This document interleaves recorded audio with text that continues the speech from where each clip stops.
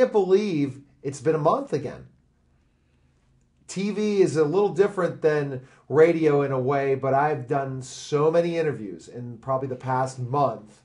I'm just ready to talk to somebody live, not just on the phone. So you got to make sure you go to my website, totaltutor.net, to find out more information. We just are really growing every day. We're also on 2 local radio stations now, 88.3 FM in Pittsburgh. Fridays at 4:30, you can listen to Total Education Hour. And at 1:30 on Friday, 1080 WWNL, you can listen. And that's where I do my celebrity interviews and also interview with my co-host, Jarrett, who will be joining us hopefully in the studio next month for TV.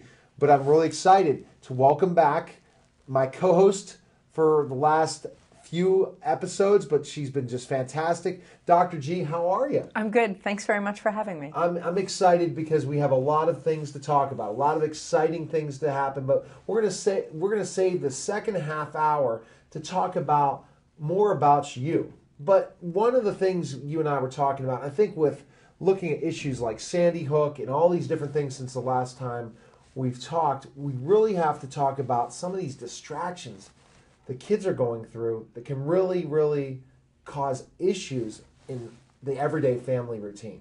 That's certainly true. Things like, I'd say social media, I would say the video games, things like that. So how do you address that with your clients that you work with and things like that and do talks on to try to curb some of those issues, especially when we talk about video games and the media? So I think that it's really important to keep in mind that this is always going to be a part of our kids' lives, right? When they're adults, they're not going to all of a sudden think, oh, I'm leaving these foolish ideas of gaming and being online and using social media behind me. That was something of childhood. It's not, right? You use social media and I use social media. So just as we want our kids to learn to use the dangerous things in the kitchen when they're old enough to and start to learn to use them safely, right? You're teaching Ava about knife safety, right? She allowed to use like a butter knife to cut things now? Yes. Right? Yes. So that's appropriate. Yes, you're kind of working her up to it because you're not thinking, oh, no, we'll just hide knives from her and she'll never use knives in her whole life. You can't do that. You can't shelter them like that. Yes. Knives are useful tools, but they can be dangerous. Right, correct. Social media, useful tool, can be dangerous. Right, exactly. So rather than encouraging my patients in the office or the families that I speak to when I give seminars to be Amish, because that's not part of most of our worldview, to turn from all things technology, I say, let's look at them, figure out what's age appropriate and what's the next step, right? Look ahead for Ava. And so I'm guessing she has no social media profiles. No totally social media. Appropriate. Exactly. Right? That is totally appropriate. But you might think to yourself, okay, let's guess that by the time she's 11 or 12 or 13, she's going to be asking me about Facebook. What could I do to get her ready so that when she is 13, I feel like she has the skills she needs to use Facebook safely? And that's one thing that a skill that I've been able to work with my families. I did one of my first ever talks on the dangers of social media and strategies to work through it. And so many parents at that talk for Q&A, we had about 6 people talk. All the questions were for me because they're so concerned about this. How do I handle this? Because a lot of parents are not as social media savvy as their kids will be at that point. That's true. I wrote a piece for Huffington Post talking about how I have patients in my practice, many of them, who as adults have come to this country, right? So new culture, new language. But they're raising their kids either from a very young age or middle elementary age who come here and pick up the language and the culture faster. That was true of my parents and their parents, right? My grandparents came here from another country. My parents were born here and picked up the language and culture easily. Technology is like that now. It's like moving to a new country where your kids get the language and the culture faster than you do. And it's because of TV. It's because of other kids that are allowed to use it earlier. It's because of school, too. School. Right? They're trying to push the whole thing in social media in school. Well, like even that, kids are seeing a computer as a tool just like a pen is a tool. Exactly. And so it seems more normal and more natural and less intimidating than it might to parents. So we actually have to do some of the same things about technology that the families I see in the office where the kids speak English better than the parents, those parents have to be careful as well. When I talk to parents who they don't speak English as comfortably as their kids do, I say to them, if your child says to you, I want to do this with my friends, and I'm not even talking about social media, I want to go hang out at the McDonald's until 10 o'clock, and the parent thinks, that makes me uncomfortable. It doesn't sound like a good idea. And they start to say no. And the kid says, I have to be an American kid and fit in. I have to do it. And the parent has that push and pull. Because you see a different culture. Right. I know my kid understands his culture better than I do. Exactly. I don't want to deny them that entry, Right. but it doesn't seem right to me. I say to parents, listen to your instincts. One thing that we as parents need to do is constantly be into pop culture, understand pop culture. Even if we can't stand it, we have to understand it, because if they say, you know what, I want to watch the Kardashians tonight. Oh, right. Sure. Oh yeah. They told me at school I should watch the Kardashians. Yes, let's go ahead and do that. Or honestly, Honey Boo Boo is such a great educational show. Sure, we'll watch that. Well, actually, what I think gets kids into more trouble is when parents don't say, we'll watch it. They say, okay, you watch it. Yes, exactly. And I'll be in another room. Exactly. Right? If I sit down and watch a TV show with my kids, then I have the opportunity to talk to them about what I think of it, what they think of it, where does this fit in with our family's values. I'm less along the idea of censoring things as I am discussing things. We've said to our eldest child, if you want to watch that show, you can, as long as you're willing to spend a half an hour afterwards discussing it with us. See, then they're like a little bit more hesitant. Right. Sometimes he says okay, and sometimes he's like, never mind, I don't have to watch that show. and it's teach his own, but you got to be consistent, parents. Right. You have to be consistent. And we'll jump back into the social media. This is a great topic in a lot of ways, but I think the things when I was doing trainings that parents just don't spend time on Facebook. They don't understand social media, especially let's talk about Facebook, which is utilized a ton with kids. Oh, I'm friends with my child on Facebook. I'm fine there. Or you know what? And do that. Be friends with your child on Facebook. Exactly. That is crucial. Yes.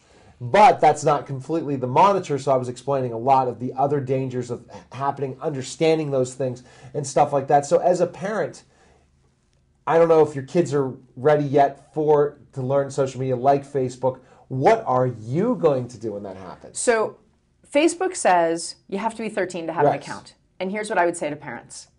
Don't get your child a Facebook account until they're 13. Yes. Why? Well, all their friends are doing it. They're going to miss out on things. They got to learn it anyway. They're going to be on their friends' Facebook pages for two reasons. One is it's a rule.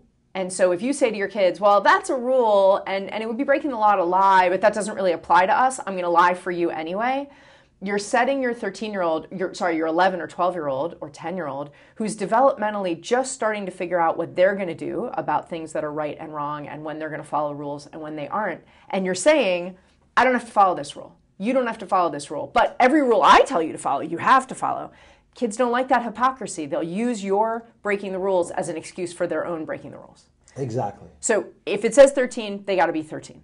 If you want them to have the opportunity to experience social media, there's some great resources. I wanted to tell you that I met a woman who runs an entire incredible social media website for girls age 8 to 14 that is very much like Facebook in the things you can do on it, but it's cooler. It's called iTwixie, iTwixie. Okay. It is monitored. Anything I post or say or whatever gets monitored by the adults there before it gets posted. Everybody who signs up for a profile, they check and make sure it's really that person. Nobody's lurking and being somebody they're saying they're not, right?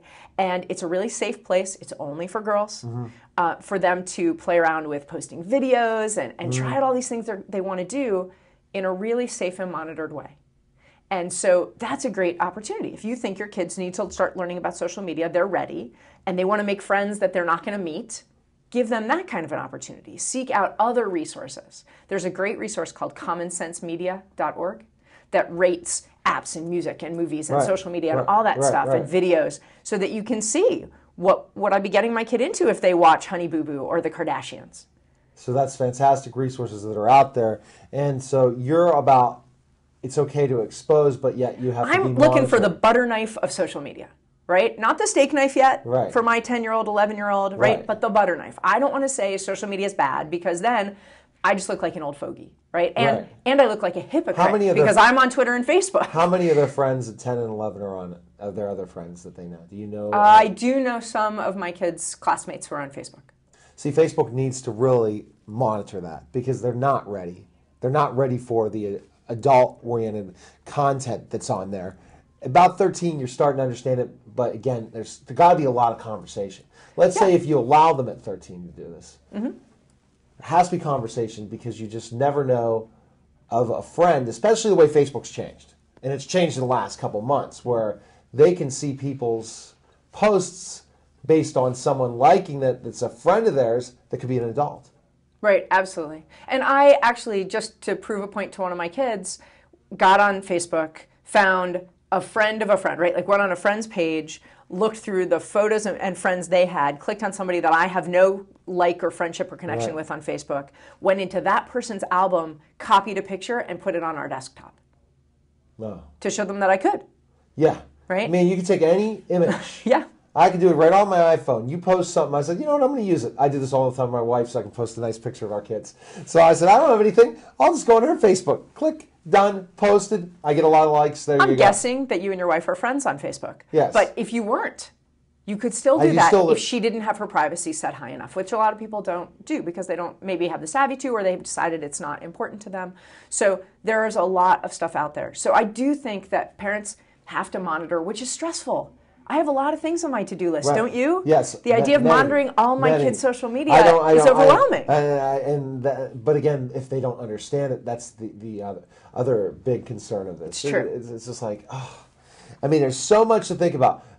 Parents that have young little ones, look out. You think, oh, our lives will be much better when they're not crying and screaming and throwing things and putting things on the carpet to ruin the carpet, things like that. When they're teenagers, oh my. Here's what I would say. I wouldn't discourage people like that. I would say it in this way. I would say, when I had younger kids, really little kids, people used to say to me all the time, and you've probably heard this, oh, little kids, little problems, big kids, big problems. But I don't think that's true. No, I think it's going to be the same type of, but it's going to be about the same type of stress, but just a different stress. Right, exactly. So it's lovely to not have to be on what my husband calls suicide watch over your 17-month-old so they don't stick something in the outlet or jump off the stairs, right? Yes, I mean, we have to watch them every minute. You can't even go to the bathroom without stress. Even the 3-year-old, sometimes you can't. Right. You can't even go to the bathroom without being nervous that they're doing something that's going to threaten their lives.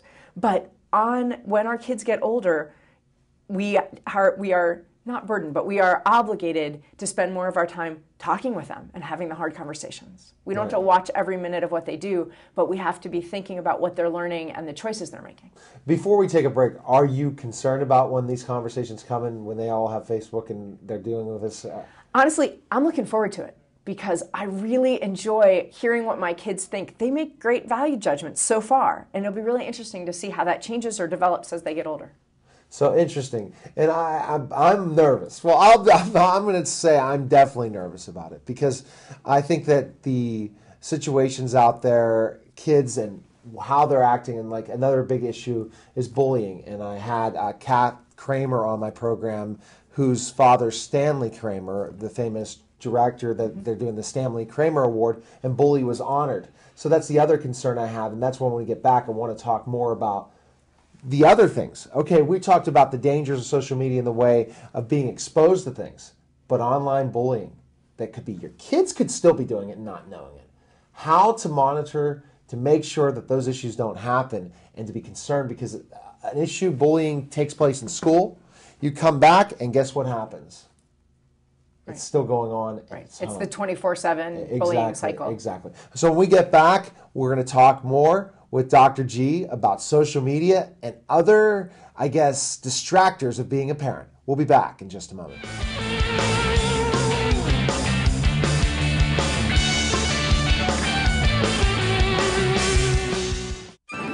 And now, another adventure with Savings Man. Oh dear, I can't afford that. Charge it. You can pay it off later. Not so fast, credit card guy. Savings Man. Don't let him entice you, ma'am. Credit card guy can lead you to big trouble. You need a savings plan. You're right, Savings Man. Get this ballpark estimate worksheet at choosetosave.org. It will help you get started. Gee, thanks, Savings Man. No, thank you. So visit choosetosave.org and get your ballpark estimate today. My name is Amanda. I'm 21 years old. I have lots of friends that use tanning beds that lay out in the sun all the time, and I tell them about Jamie. Jamie was in her early 20s when she was diagnosed with melanoma, and she died right before she turned 30. People think tanning is safe. I don't think it's safe. You could die just like Jamie did. This message is brought to you by the American Academy of Dermatology.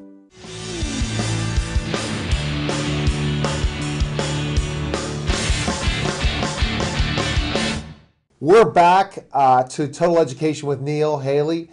Go again to the website, totaltutor.net.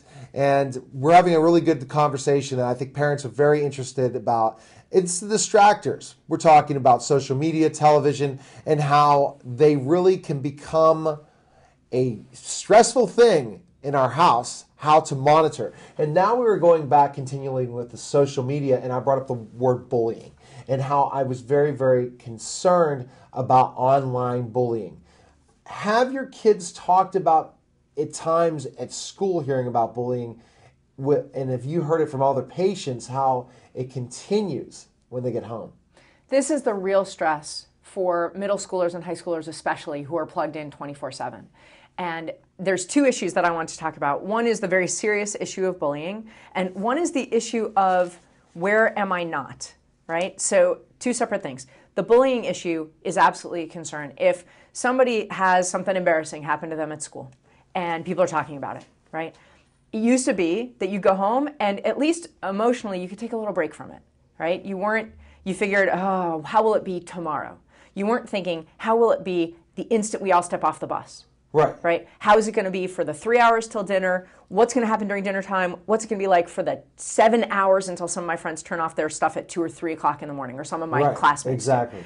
And what am I going to learn tomorrow that people made up to make this story even bigger and crazier? Yes. By tomorrow morning, right? I could come in tomorrow morning and find out that the ketchup I spilled on my white pants that everybody said something really, really embarrassing about became something even more wild and awful, like a tabloid story. Right. Exactly. It lets these things spin totally out of control. And so in that way, that's something that there's no one simple solution for parents. But what social media has done is let parents know. You could, when you and I were growing up, keep something like that from your parents.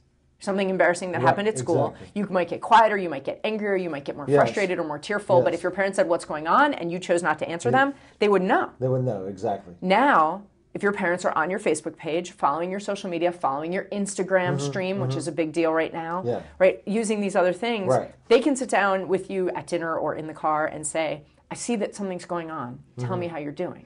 So in that way, it at least allows parents, if they choose to be a little bit more connected. Exactly. And so that could be a silver lining. That's probably one silver lining. But I just think that I wish that schools would make sure that if it happened in school and it continued on social media, that's an issue that we really are dealing with. Schools need social media policies. Yes. They can't ignore that social media exists. Even schools that say, check all your electronics at the door, which I think will be less frequent. I think by the time our younger kids are in high school, they'll be using it all They'll the be time. Using it during school, which I think actually might be exciting and appropriate. There'll be applications to block certain things. But even if that's not the case, even right now, where like at my son's school, if you get caught with your cell phone in your hand during school hours, you get in trouble. They still need social media policies that govern kids' behaviors outside of school, which is a new idea for schools, especially public schools. Right? Maybe parochial schools have an easier time telling you what you're supposed to do on the weekends or after school. But public schools have traditionally not done that with good reason. Exactly. But now it's just really an extension of the school day. Right. So that concerns me. Is there any ideas you have to, especially if it's happening, for kids to kind of shut off when they are being bullied, or to make sure that other people understand this, to tell their parents? Here's what I do say. Yes. Okay. I go in sometimes and speak to groups of middle schoolers and their parents.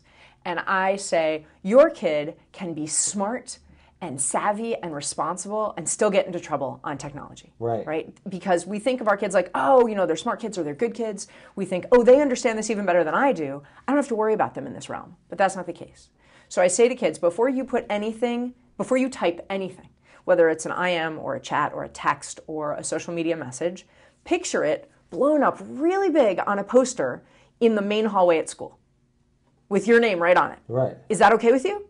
Because anything you type could end up there. Yes. Right? Anything you type can get forwarded, can get copied, can get pasted. Correct. So use that as your own filter. I try not to get into long conversations with middle schoolers about how this can affect your future, because their brains haven't developed. They're all about whatever's on their mind at that time. They're not thinking of the future. Right, and it would be like talking to a 2-year-old about leaving food on their plate isn't good for the kids in China, right? They Exactly. just can't see the connection, They're right? not They gonna hear your understand words, but they don't have the brain capacity to put it together. The part of our brain that lets us, that lets us think about what we're going to do before we do it and judge how it will make us feel in the future, that doesn't finish developing until we're 24. Wow. That part of the brain doesn't finish all of its building and connecting. And that's girls, right? I mean, women. So men, what's later, right? 26 for guys, yeah. And I mean, some people would argue 40, but really, developmentally, when you look at brain development, it's not finished until you're somewhere between 22 and 26 years old. So saying to a 13-year-old, don't you know how that's going to look on your grad school application? They could care less. They hear wah, wah, wah, wah, wah. They might intellectually care, but it's not going to change their behavior for the most part. Exactly. So I don't talk to them about that. I talk to them about the next day. If you text something to a friend that's frustrated or impatient or angry about another person you both know, would it be okay with you if the friend you texted it to blew it up on a big poster and stuck it on the hallway at school? No, because they might choose to, right? They might just forward, but it won't be like that. They're not going to go home and make a big copy, but they'll forward it to one friend, who forwards it to another friend, who forwards it. Eventually, the person you said it about is for sure going to see it. And it may have been modified before they see it to sound a little nastier. So what about the person that's taking all this? It's happening to them.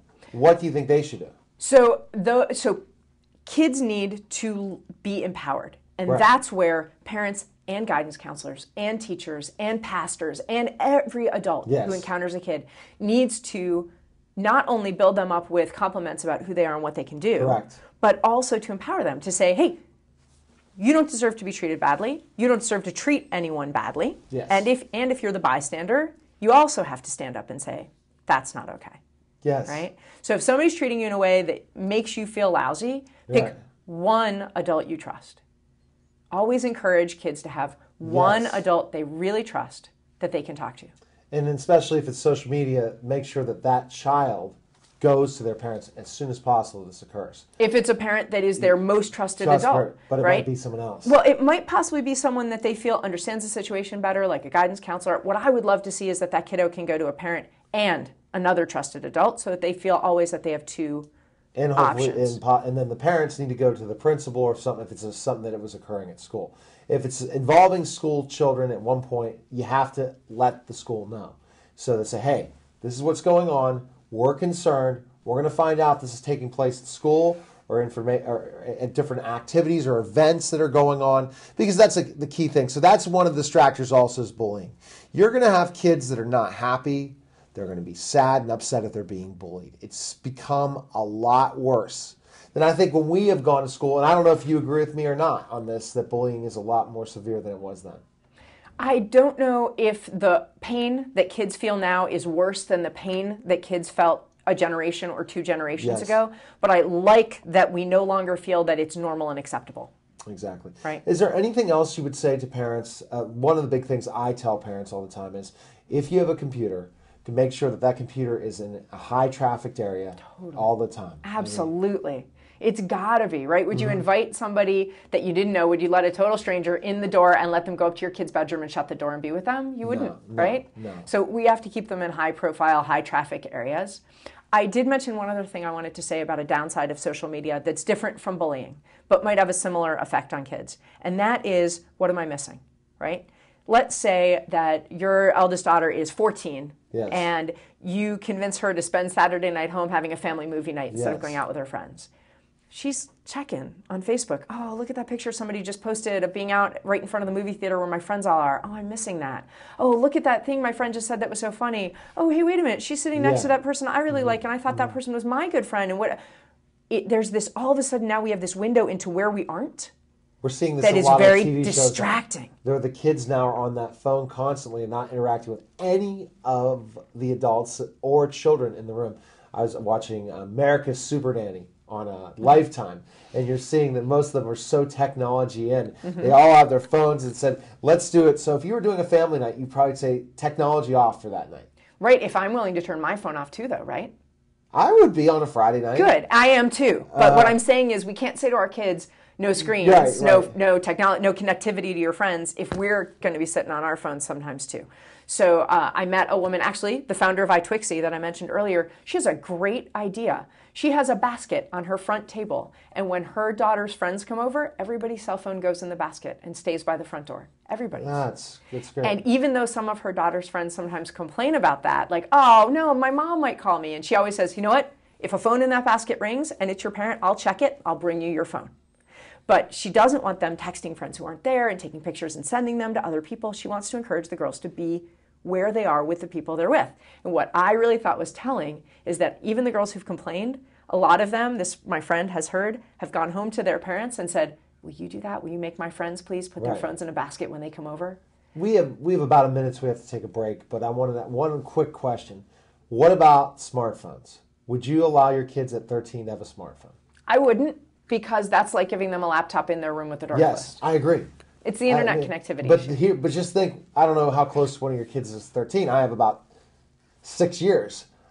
I don't think there'll be any other phones out there unless you go and find one of the old-fashioned phones and say, here you go. And then if that's the case, you can do it without that kind of data plan. You can just get rid of it altogether, Yeah. or have a situation where the only place you can pull it, or if you don't have any data, you can't do anything except and block it in that way. Where it's a phone in certain aspects, you can use the organization, you can use all the different things. I think that the phone companies are really cognizant of the fact that parents need some control over what their kids can do. And like you said, if you allow the internet, and then we can kind of discuss the internet a little bit, because the internet's even more dangerous than we're talking about. But also more exciting and more useful, right? More exciting and more useful. Double-edged. So I'm going to have to ask about filters, things like this. We just came up with this in our conversation. What I like when we're with Dr. G is it's like having a cup of coffee. That's what I like doing as a host. I don't need prepared questions. I just need to know where we're going and how we're doing. And that's what great TV hosts are able to do. And I learn from the best. And I'm, again, like being with another host because they know what they're doing. And it makes it much easier. They don't have like a bunch of papers and things like that. So when we get back, I really want to go into the internet now. And this is even scarier. Filters, what she does now, and how we can really monitor that as well. You're listening to Total Education with Neil and watching it. And we'll be back in just a moment.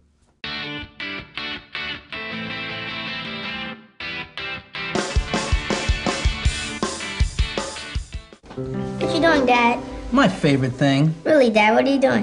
Paying bills. Every month a stack of them come, just as regular as the rain. What's this one? That's a special one, son. I pay it first. How come? It's money for my retirement account. I put some money aside each month just like I was paying a bill. Wouldn't you rather buy something? I don't want to work forever, and I don't want you to have to support me in my old age. In a way, I'm buying peace of mind. I'm on the installment plan. What do we have here?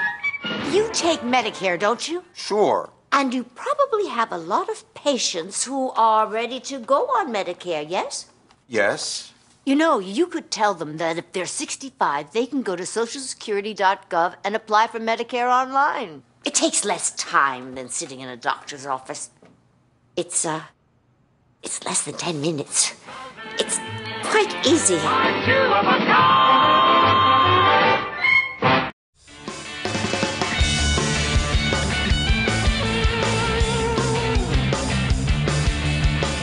We're back to Total Education with Neil, the Total Tutor.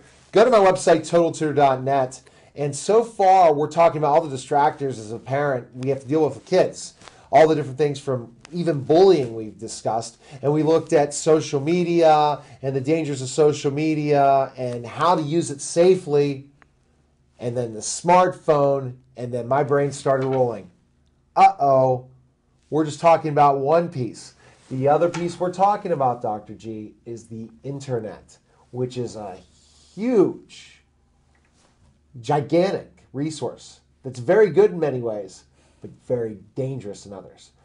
Do you have filters on your computers? We don't.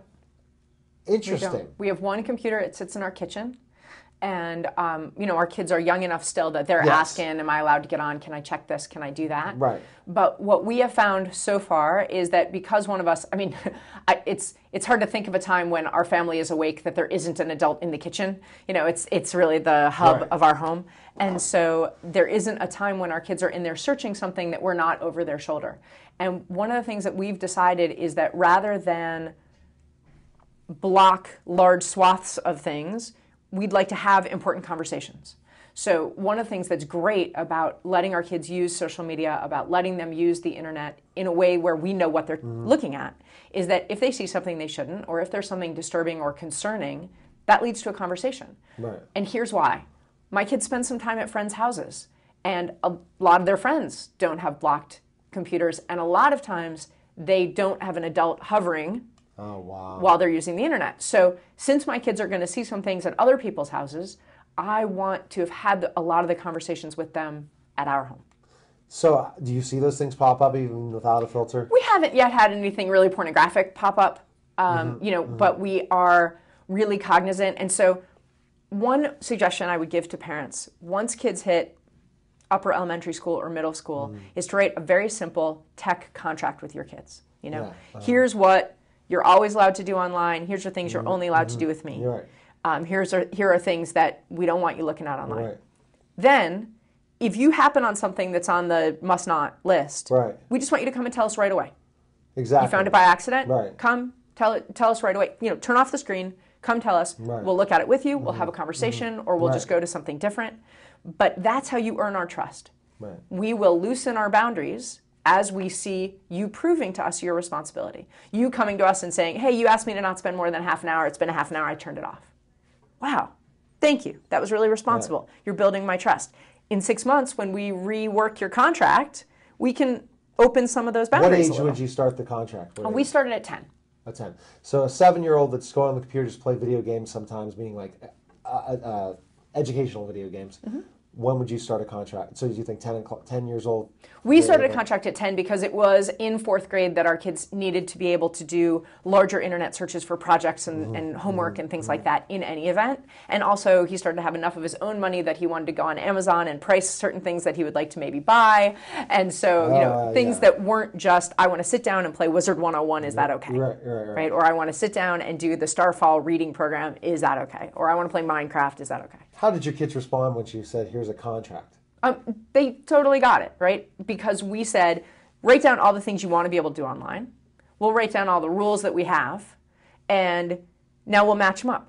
Okay, you want to be able to play this game. These are the concerns we have about that game. That's what's called a first-person shooter video game, and that can really desensitize you to violence, and it can really make you more aggressive as a person. So we're going to hold off on that game.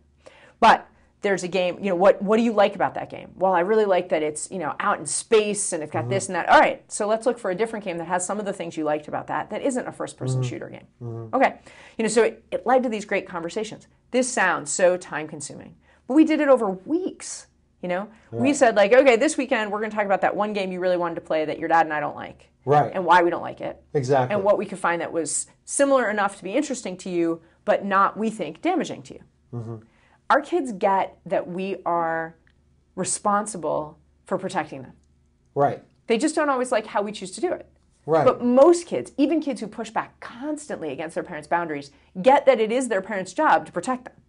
Exactly. And I think that's the situation, is that they'll be happy when they know that there's a contract.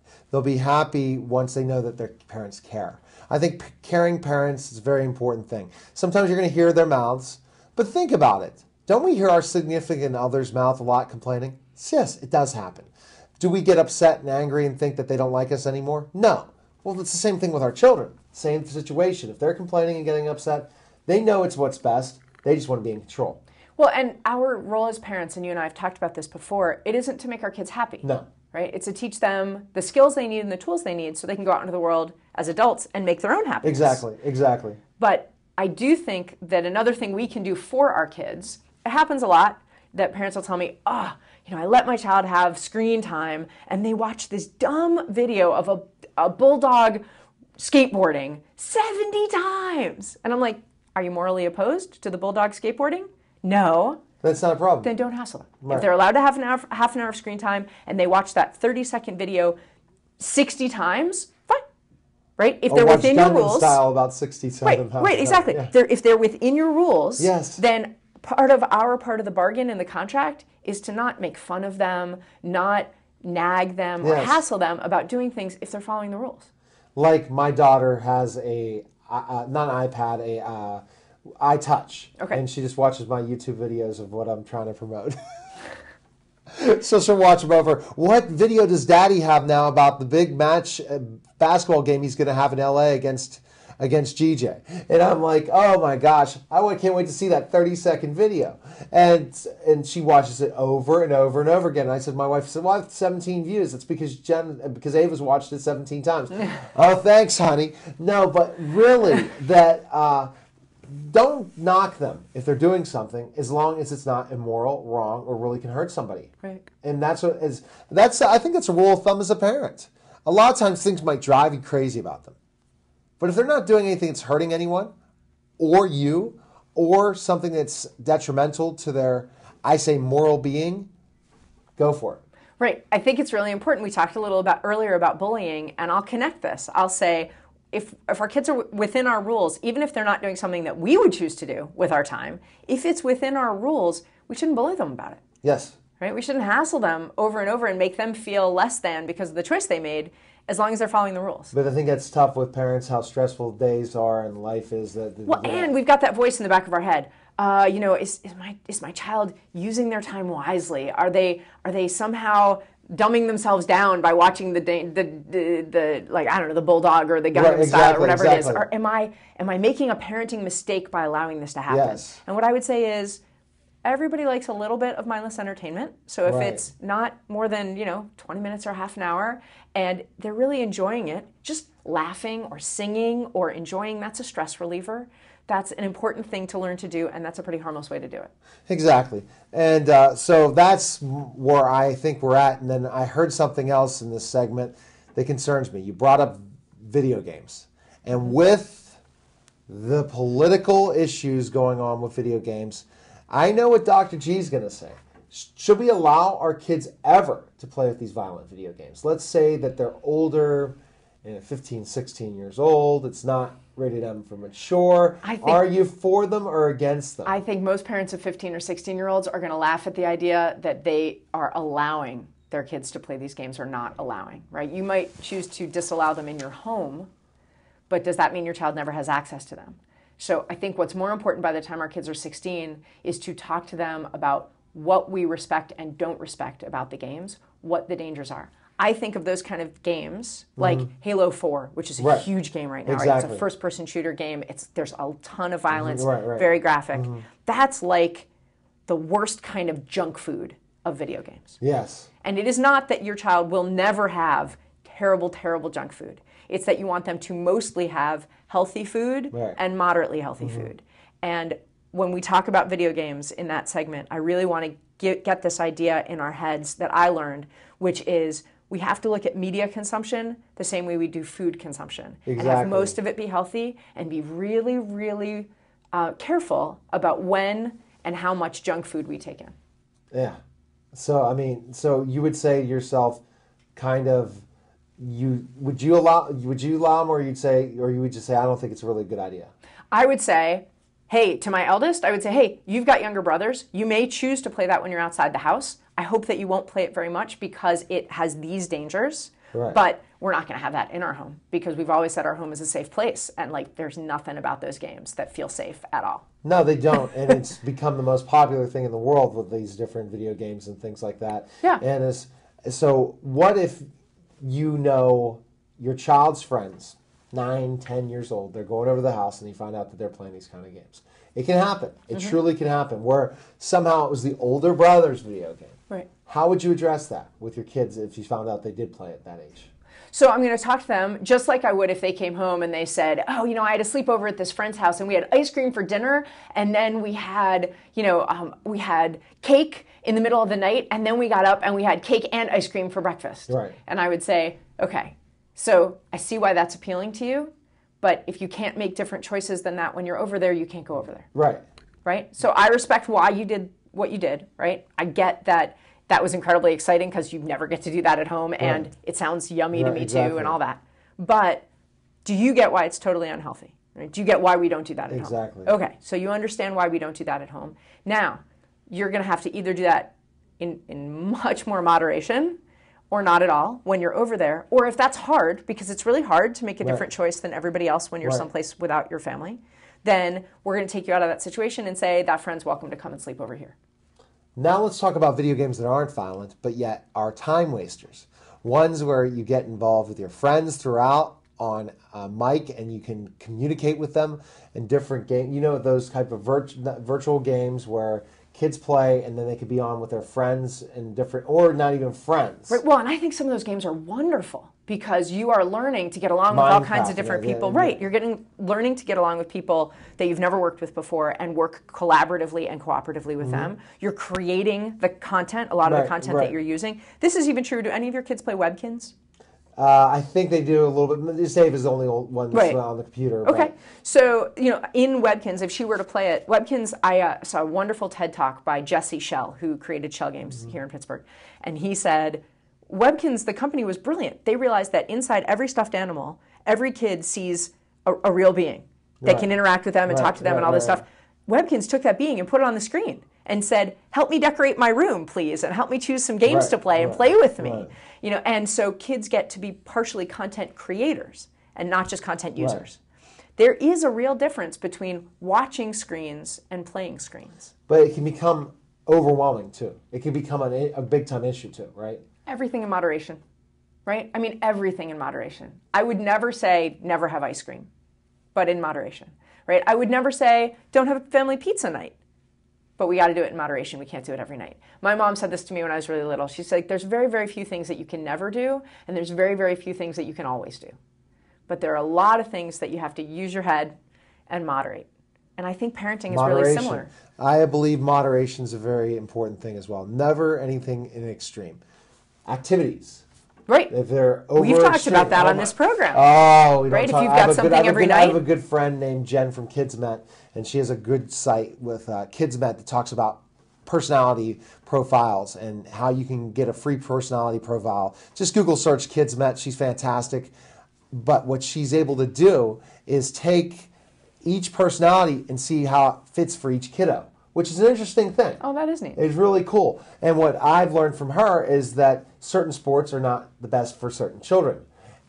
But we've all talked about too much. Overprogramming. Overprogramming. Right.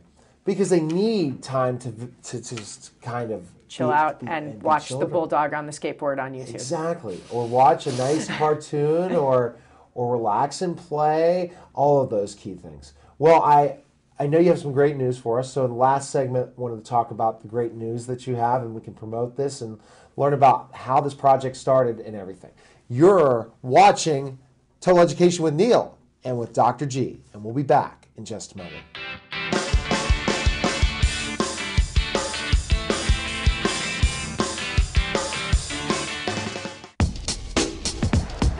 Savings Man here with a story for you about two young spenders named Tommy and Sue. Their parents let them buy whatever they chose, like video games and designer clothes. As they grew older, they spent all their pay on fancy cars, houses, 2 lattes a day. They lived in the moment, never saving a dime. When they tried to retire, they'd run out of time.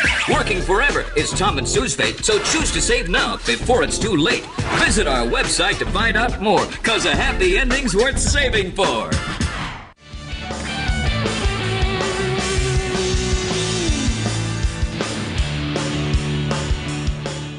We're back to Total Education with Neil Haley, the Total Tutor. And the Total Education Network, you got to go to my website, totaltutor.net, and you can check out all the other TV shows that we've had. Also, my radio show is every day at the website, but also syndicated on 90-plus stations, and not also... There's more other great information out there, celebrities, things like that. And locally, you can listen to me on Friday. Friday's a big day for me on local radio in Pittsburgh. So I'm back with Dr. G. Before we talk about the good news, you were telling me you have some great guidelines, because I'm concerned when we talk about all this monitoring and things like this. We talked about the contract, but I guess another rules and regulations or guidelines for screen time. So here's something I learned recently. When I'm in the office and, you know, if you take your kids for their well child check, your doc might say, how much screen time do you have, right? I always picture, like, if you're sitting on your bottom looking at a screen, that's screen time. But one of the things that I learned recently is that there is a real difference in what's going on inside your brain and in terms of the junk food aspect between, and I touched on this a little last segment, watching a screen and using a screen, right? So we can't say all screen time is created equal, because it isn't. No. Right? And you might have gotten a little bit this too, right? When your daughter wants to do an educational app about practicing her letters or her reading skills. Correct. You might feel differently about that than sitting and watching cartoons. You wouldn't count that then? So it isn't a question of would you count it, right? So this is this idea that I have in my head that I'm supposed to have a timer in my brain for each of my kids that starts at 2 hours at the beginning of every day and just counts down every time they're looking at a screen and somehow dings once they've been staring at any kind of screen, using it or watching it or anything for 2 hours, and that's it. They should never have more, right? But that's not really a reasonable way to think about it. What is reasonable is to think, overall, are my kids getting some balance? Are they up running around? Are they getting some fresh air? Are they also learning from screens? Video games are, overall, more useful to a kid's development than watching TV and videos. What do kids get from video games? What's great about video games? They learn a lot of the same skills that you and I learned from Candyland and Monopoly. They learn turn taking. They learn rule following. They learn about team building. They learn about creativity. There are 10 different emotions that kids who are playing video games have been documented to experience. And they're all positive. Joy, creativity, contentment, excitement, pride, all these great things. So it's not all wasted time. It's not like, well, I've given up 2 hours a day of awake time of having my kids become great human beings because they love screens and I just am not willing to argue about it anymore. I can look at screen time as just like food, right? My kid wants to have screen time. Great. Okay, but you've had your junk food screen time for the day, right? You sat and watched that cartoon. You can have more screen time today, but it needs to be the vegetables, the broccoli screen time. So it needs to be something like... But you can't overindulge in that either. Right. So, like, could you make yourself sick on broccoli? Of course you could, right? Back to everything in moderation. But you can have more broccoli than you can ice cream. Right? Or donuts. That makes sense to me. So instead of just thinking about it as a clock in your head, think about it like, okay, if your kids they plugged in earlier and your parent brain is saying, maybe this is a little bit too much plugging in, but they really want to, it's a nasty day outside, there aren't a lot of other good options, so you say, okay, sure, if you're doing something that's a healthy screen time. So healthy screen time are the games where you get up and you move, right? Like Dance Dance Revolution or Wii if you have one of those consoles. But there are also places where you create. Minecraft is a great game. And there are kids, there are middle school kids who are addicted to this game. There are grown-ups who are addicted to this game. I'm seeing it with my students I'm tutoring. And right? I have no idea. I look at it like I don't get it. Right. But just because we don't get something as parents doesn't mean we can write it off. That's something that's really changed. And this is true, all the segments we talked about, social media, smartphones, internet, video games.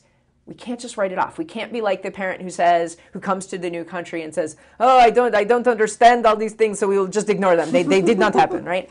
We have to take our non-technology accent and really learn a little bit about it. Go to commonsensemedia.org. Talk to an older child you trust, right? A babysitter for your kids or a niece or nephew you have who's 5 years older, and ask them to rate this video game, to play it and tell you, is this a good idea for Eva? Is this going to be okay for her? Not can she do it, right? Not developmentally is she able to do it, but is there anything damaging about this? What should I be concerned about? So what I'm saying, what do you say hours-wise? Because there's certain people that are so extreme that are out there talking, that are educators, that are teachers, professors, saying that too much screen time is a bad thing. You're saying you rate it between two things. How much time a day combined did you say? So the American Academy of Pediatrics says no more than 2 hours of screen time. But then my son gets a Kindle. Not a Kindle that can play games, not a Kindle that has commercials, a Kindle on which you can literally only read a book, right? Should I count that for his screen time? No. He's reading a book. I don't think so.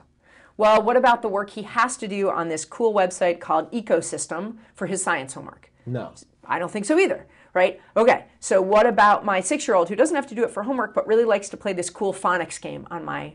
And it's literally just phonics. He's learning the sounds these letters make. That's where the fight starts. Right? Because some people consider that screen time. Right, but if my son's ecosystem science project isn't screen time, right, isn't junk food, and then I don't think my 6-year-old phonics time is junk food, because it's not. There's no shooting. There's no silly cartoon. Yes. Right? There's nothing that makes me feel like, oh, this is in any way junk food.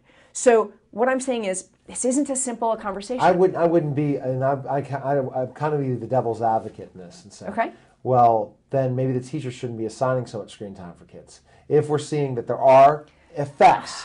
See, I'm not But saying there's this not specifically. effects from staring at a screen that's different from staring at a workbook page. See, but some people believe that. No, I'm not trying. Medically, I don't think I do. Okay, and then that's what you. Right. See, so if my son would do on Spelling City, his spelling and phonics and vocabulary homework, exactly the same thing he would be learning on a workbook page that he could bring home from school, I do consider that equivalent homework time. Right.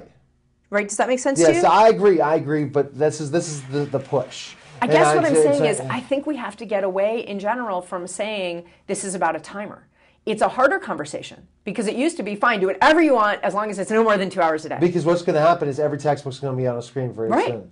Right? I don't expect by the time my son goes to high school, I expect that Kindle to be all his homework. Digital textbooks will be everything. Exactly. It makes sense. It'll be easier on his back, I can tell you. It makes sense. Again, it'll be a lot to monitor, but I think that's going to happen very, very soon. So I guess that's great to have guidelines, set things, monitor things. And the last word I'm going to say, as parents, we need to monitor. If we're not monitoring, that's when a lot of the problems arise. Yeah, do you remember when we were growing up, that idea that our parents could say to us on a Saturday morning, be home by dark, right? And who knew what crazy thing we were doing while we were away, right? What we were getting into, what we were doing. But they figured, come home by dark, that's when it gets dangerous out there, you'll be okay, right? Parents are doing something similar often when we just let our kids off into the screen world and say, just 2 hours. Limited to 2 hours, that makes me feel better.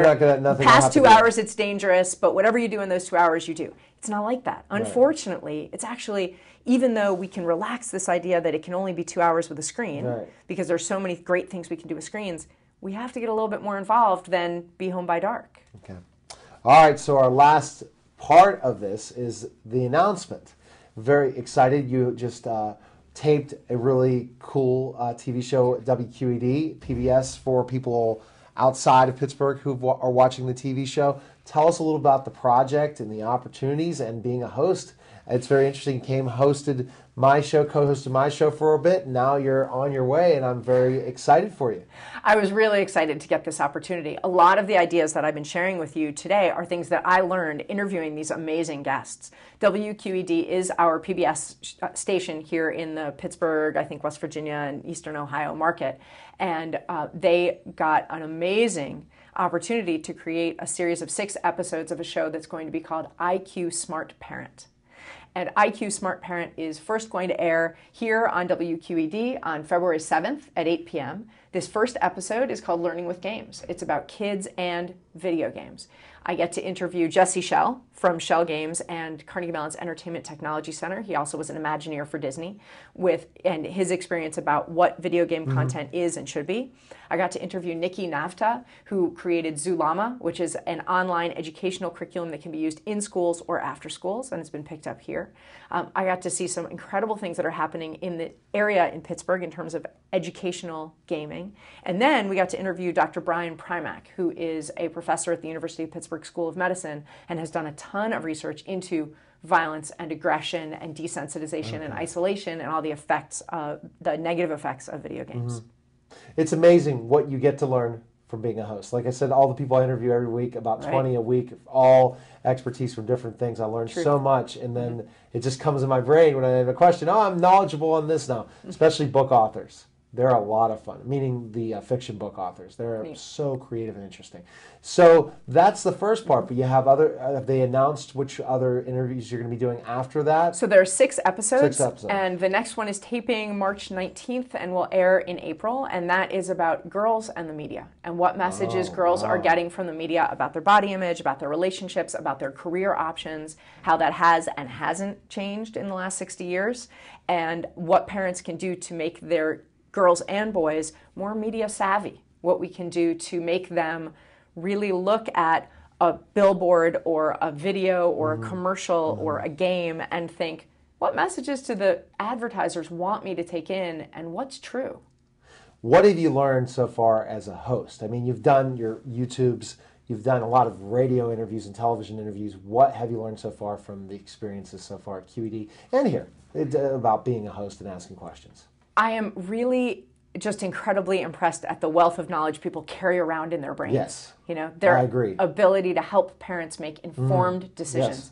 As a mom and as a doctor, I want information I can put into action. Right.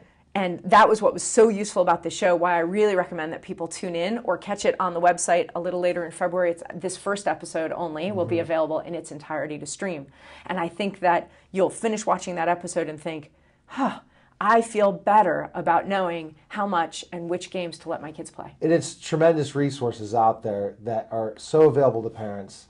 And as a parent educator, which you call yourself, not in per se as way of helping others, providing them strategies, which is so key. To learn from these experts, it really gives you the opportunity to so much more. When you're a host, you listen. And when we listen and we're actively engaged, we learn so much from this. So your plan is then finishing up that, and are you want to ever do hosting for anything else? Do you have any other aspirations or that you could tell us?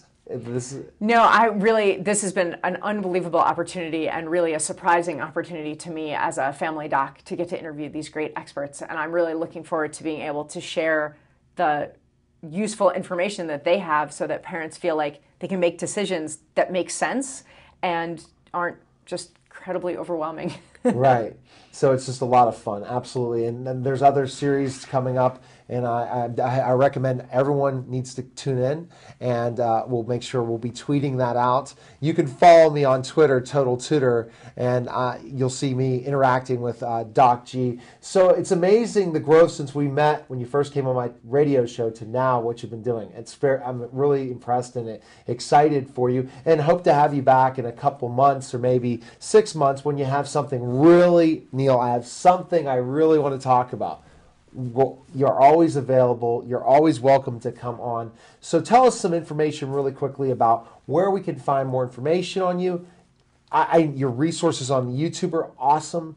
The different contracts, the free stuff you provide on your website. So where can we find info on you? Thank you. I appreciate that. My website is askdrg.com. You have to spell out the word doctor. It's askdoctorg.com. And I do have on there a red button that says join our site and get free stuff.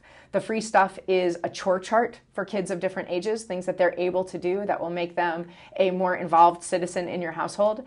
And I have a technology contract like the one that I described, so you can check that out and see if it makes sense for anyone in your family. I also have some other guides like community service for kids at different ages, how you can involve kids in making the world a better place, starting at age 18 months all the way up to 18 years.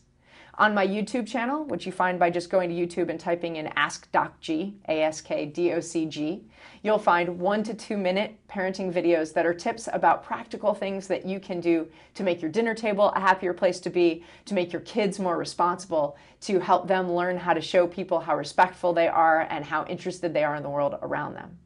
The show that I'm so excited about hosting for WQED, I hope that you'll go to wqed.org/smartparent, sign up for some of the communities there, and get an email whenever we're going to air a new episode, or it'll be available online.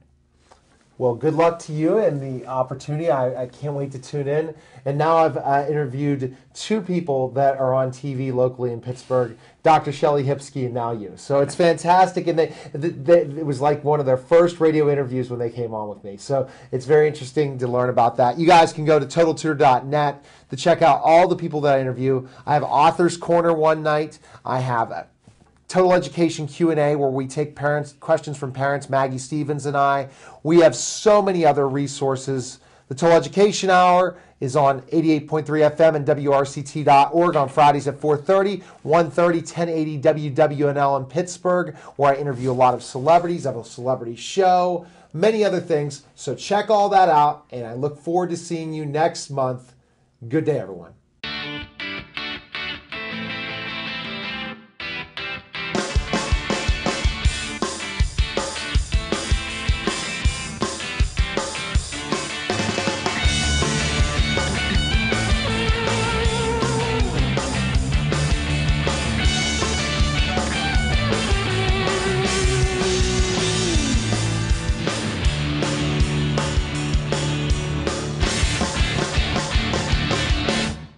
Here comes the monster. The Tickle Monster. Just imagine what a little time can do for your family.